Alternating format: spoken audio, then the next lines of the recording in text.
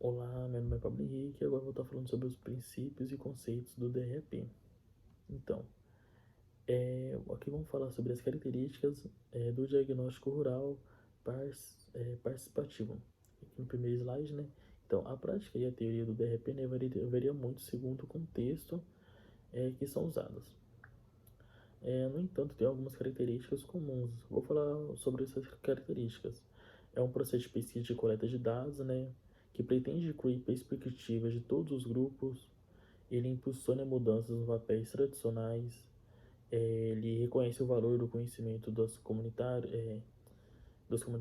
e das comunitárias. Ele funciona como meio de comunicação entre aqueles que estão unidos por um problema comum. Então, essa comunicação, né, acaba sendo coletiva e chega a ser uma ferramenta útil, né, para identificar soluções. Então, vou falar sobre agora os princípios básicos do DRAP. Então, um desses princípios, né, é respeito e a sabedoria da cultura do grupo, né, que é o respeito ao conhecimento cultural na gestão dos recursos naturais e humanos. E o meu básico, né, para chegar a essa sustentabilidade, né, é o uso de recursos da organização social, a identidade cultural, que faz produzir vias endogêneas de desenvolvimento. Isso são consequências, né, práticas, né, dos membros da equipe da moderação que não devem agir como instrutores, mas assim como observadores que acabam vindo ali para ter conhecimentos e técnicas sociais, né, que acabam sendo uma função de escutar e ensinar. Então aqui, o segundo ponto, né, é a análise e entender as diferenças e percepções. Então vamos lá, cada sujeito e cada cultura vê a realidade de uma forma, assim, uma forma subjetiva, né? Os membros da comunidade são os agentes de Ater, que acabam sendo pesquisadores, assim, das muitas vezes, né, que vêm e interpretam o mundo em que eles estão vivendo. Eles vão interpretando de várias maneiras, né? Aí eles vêm assim por meio de processos de comunicação, que essa comunicação é de uma aprendizagem mútua, né? E pode ser vista de várias formas, né? E diferentes percepções, né? E as consequências das práticas, né? Vamos falar que antes de prejudicar as atividades dos agricultores, né? Os agentes do ATR, né? São pesquisadores de diversão, né, que tentam colocar-se no lugar deles. Mas para esses agentes tentar colocar no lugar deles, eles têm que poder entender a percepção de cada um. Além disso, né, da equipe deve esclarecer, de se esclarecer, eles têm que esclarecer a percepção da comunidade e, e do seu próprio ponto de vista, né? Do ser consciente do seu próprio de vista. Então, para isso é necessário um processo de aprendizagem mútua, né, entre a comunidade e o agente teatro. Então, as diferentes recepções levam necessariamente contradições na hora de fazer aplicações e na hora de usar alguns instrumentos do RAP, né? Então, não pode nem deve se evitar isso. Então, aprender com as diferentes percepções e interpretações é uma característica chave do DRP.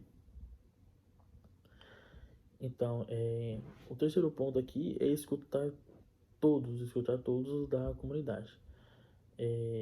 Os atores sociais no campo não são homogêneos. Para o desenvolvimento da comunidade inteira, é preciso levar a consideração também as posições dos desfavorecidos.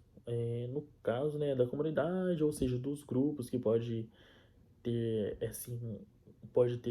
um econômico social que das muitas vezes, né, não tem a mesma possibilidade ou facilidade de se expressarem, que praticamente das vezes são muito calados ou são muito desfavorecidos, né, e acabam não se pronunciando, né. Então as consequências dessas práticas, né, as consequências dessas práticas envolve-se em dirigir ativamente aquelas partes do grupo ou da comunidade que normalmente que não são escutadas, que seja pela falta de eloquência, que no caso seria pela falta, né, de ser escutados por ser, assim, por ser pessoas assim, vamos dizer, pessoas de uma renda social baixa, né? Então, e isso pode, né, ser realizado, esse trabalho pode ser realizado trabalhando-se em grupos homogêneos, ou seja, né, pessoas que pertencem ao mesmo setor social. E com o uso esses meios de visualizações vão acabar motivando especialmente os que não falam muito, os mais valorizados. Então, esse grupo social, as pessoas podem expressar livremente o que sentem, e sentirem e o que vão sentindo e o que sentirem nas intimidades. Então, agora vamos falar sobre no quarto slide, né, que é a visualização. Então, né, de acordo com a perspectiva central do DRAP, de baixo para cima, tenta utilizar os meios que não se baseiam principalmente em explicações verbais e escritas. Então vamos lá. E sim, nas visualizações de um assunto que acaba utilizando preferências materiais locais, que geralmente que são elaborados em conjuntos os mapas, os diagramas e os modelos, que que refletem os assuntos e discussões. Dessa maneira, né, todos têm a oportunidade de envolver ativamente o processo dos seus próprios critérios, né, mudar o desenho e colocar em fases ou até mais fazer em certos campos problemáticos, né, que já sabe, né, que já sabe.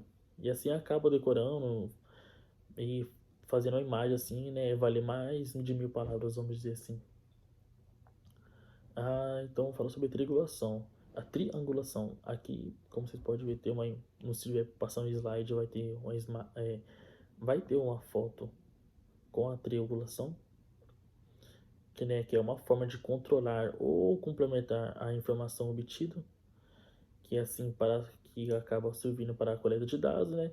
E deve ser utilizada de diferentes métodos de pesquisa, né? E diferentes fontes de informações. Como por